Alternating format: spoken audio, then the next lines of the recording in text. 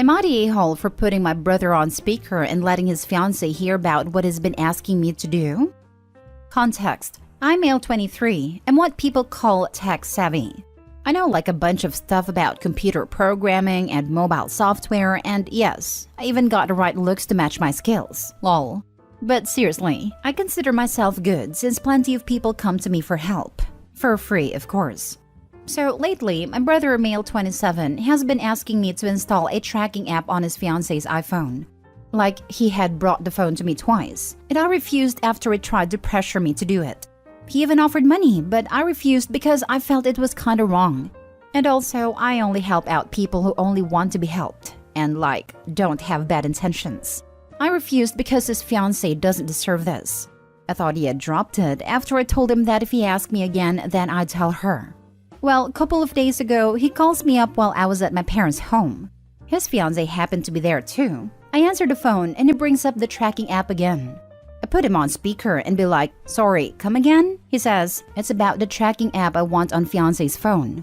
I need you to do it tonight when I stop by with her phone." He proceeds to tell how he could no longer lie about her phone missing when he hides it and brings it to me. Basically telling me this was the last chance he's got to put the app there. My parents go silent, but his fiancée looked shocked, then goes off on him and then he hangs up. She grabs her purse and rushes out. My parents lash out at me asking what the heck I had done. I told them he refused to get off my back after I warned him. They cuss at me saying I just caused a huge problem between my brother and his fiancée, and stuff like that. I grab my stuff and leave shortly. Later, my brother was calling nonstop, and when I gave no response, he sent a nasty text calling me names and stuff, and saying that I might have just compromised his entire relationship. I haven't seen nor heard from my family nor him since then.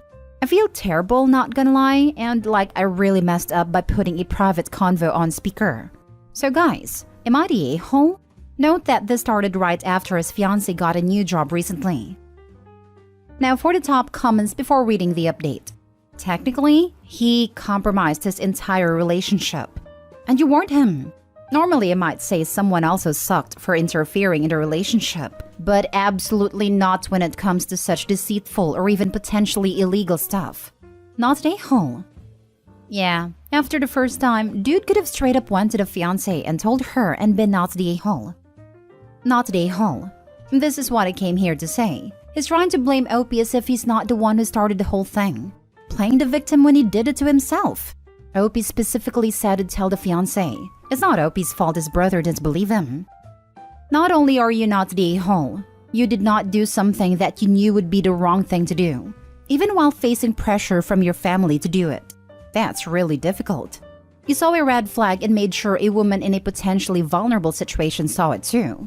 By letting her hear the words from his mouth, rather than just letting her know what he was asking of you, you were able to sidestep the whole "who are you going to believe" question that might have arisen. You did good here, kid. To add from Harry Potter, it takes a great deal of bravery to stand up to our enemies, but just as much to stand up to our friends. I therefore award 10 points to OP. What you did wasn't easy. Bravo. Not the a-hole. I'd say it's even harder to stand up to the peer pressure of friends and family. OP should be proud of his backbone. Next story. Am I the a-hole for refusing to take down my daughter's graduation photo and replace it with my husband's graduation photo? My daughter 18 graduated high school, and I hung a photo of her graduation party on the living room wall. She wants to go to a community college and will live with me and her stepdad while doing that. My husband recently earned his master's degree, and yesterday he showed me his graduation photo that he framed and prepared to hang. I asked where we were gonna hang it, and he said the living room. I said, great, right next to Amy's graduation photo then. He said not next to it, but instead of it. I was puzzled. I asked why, and he said that he didn't feel it was right having his graduation photo, a master's degree, be hung next to a high school graduation photo, a high school degree. He said that both photos have a different weight and value, and suggested I take my daughter's photo down and hang his instead. I was fuming because he refused to let her photo be hung anywhere near his, and by that he has claimed the entire wall. I refused and said this photo has been here for months, and my daughter deserves to have it on display for encouragement. He got upset and said that I was making it a big deal, and could instead just use the hallway hall or something, but I refused. We had an argument about it, and he kept insisting on having her graduation photo be taken down and not be hung on the same wall as his due to difference in degree value and weight. And also, he thought that a high school photo isn't hang-on wall worthy and called me inconsiderate of his feelings. He says it's disrespectful to him and his efforts, and said that I am choosing this hill to die on was ridiculous. Am I the a-hole for choosing this hill to die on? Not the a-hole. I'd hang it right over the toilet where his attitude belongs. Can you imagine the next time he sits down to take a dump and it's hanging on the back of the toilet door? That's what he gets for crapping in Opie's daughter's achievement. Seriously? What kind of grown man with a master's degree is threatened by kid's high school graduation? The question Opie needs to be asking is, why does my husband see my teenage daughter as competition? This is not healthy. Wow, has his masculinity always been this fragile? Not the a-hole. He has his moments, but this is certainly strange. Honestly, it sounds like a power move being made against your daughter, starting the exact moment she hits perceived adulthood and therefore independence. Is he against her staying with y'all during community college and potentially looking for ways to make her feel unwelcome? The one time Dad's temper wasn't anywhere near his norm. We also called it strange repeatedly. It was for a reason other than the norm as well. You can tell him I said this was my master's degree if he gets mad, received while also pregnant with hyperemesis and working. I only mention this since it's apparently a pissing match about weight and value or whatever. Alternatively, you can argue the weight and value of raising a good human to adulthood and through basic public education is heavier than a master's. The inherent value of my daughter is why my comment that's independent, says my degree shares space with school photos from kindergarten. Agreed it had something to do with her age. When I started becoming independent in my own person, and admittedly a lot like my dad, is when my stepdad stopped liking me and started to bully and isolate me from my mom. Not the a-hole. This could have been a lovely family achievement wall and your husband ruined it by being an a-hole. You're right, and this was my suggestion as well. I have a feeling that now that your daughter is 18, he wants all of the attention that she got because she's not his real daughter. And I'm betting on some resentment. And she's 18 now, so no more kid stuff to placate a child. As if she's no longer your daughter but some rando adult who doesn't need mom's love. Next story. Am I the a-hole for wanting to be away from my twin sister? So I, 17 female, have two older brothers, 19 and 21, and a twin sister. I should mention that my family's pretty affluent. Ever since I remember, my parents encouraged me and my twin to compete with each other while they always favored her over me. She always had their support, and I was expected to be considerate. When I succeed on something more than she does, they ask me to give it up. But they never ask this from her. I do love her and my parents even though I feel like I've been treated unfairly. Both of us aspired to be doctors for a long time. I studied really hard for it for a long time, so did she. This year we graduated and both of us applied for the same programs at the same universities. The process here is quite different than it is in the US, as we can start med school right after high school if we get accepted. She wants to go to the same university as I do, and so does my parents. I, on the other hand, feel like going on my own and have a separate life from my sister. I love her so much, but we've been together our entire lives. She's an introvert while I'm an extrovert, so she followed me around most of the time. I always included her and made sure she's happy, but it's been like this our entire lives, and I'm honestly tired.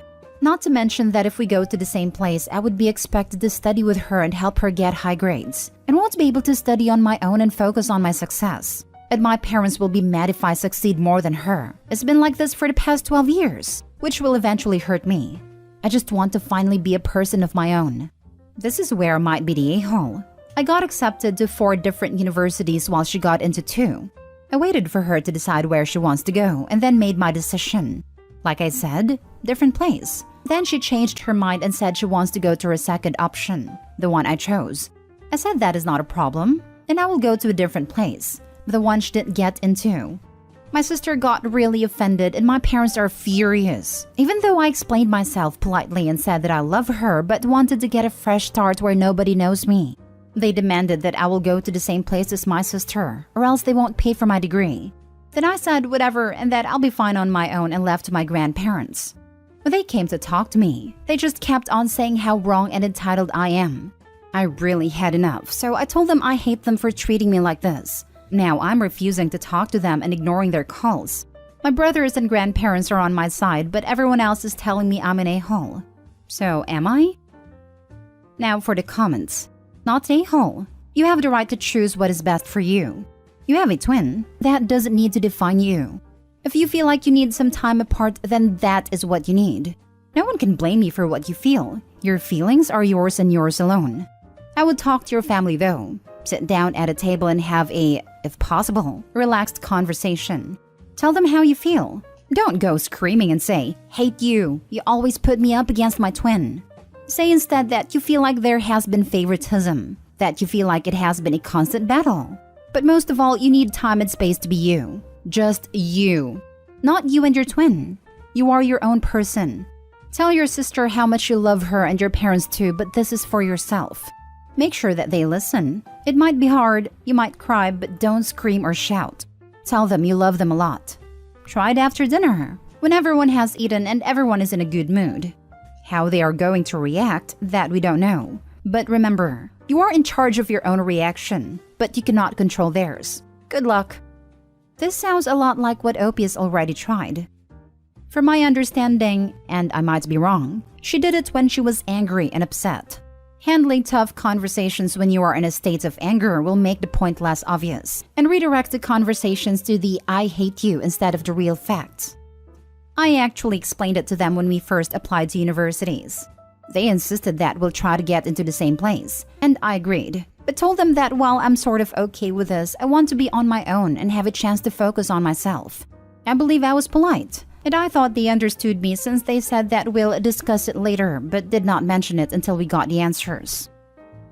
Now for the last story. Am I the a-hole for banning my sister-in-law's son from my house until she finds out what's wrong with him? For context, my 33 female husband and I host all our family gatherings. We have a 5-year-old daughter. The story also concerns my brother, 37 male, and his girlfriend Stacy, 37 female. Stacy has a son, George, 7, from a previous relationship. George has severe behavioral problems that became evident from the first time we met him. He's hyperactive, destructive, belligerent, nasty, and his mother can't manage him. Whenever his mother brings him to family events, we are all on high alert.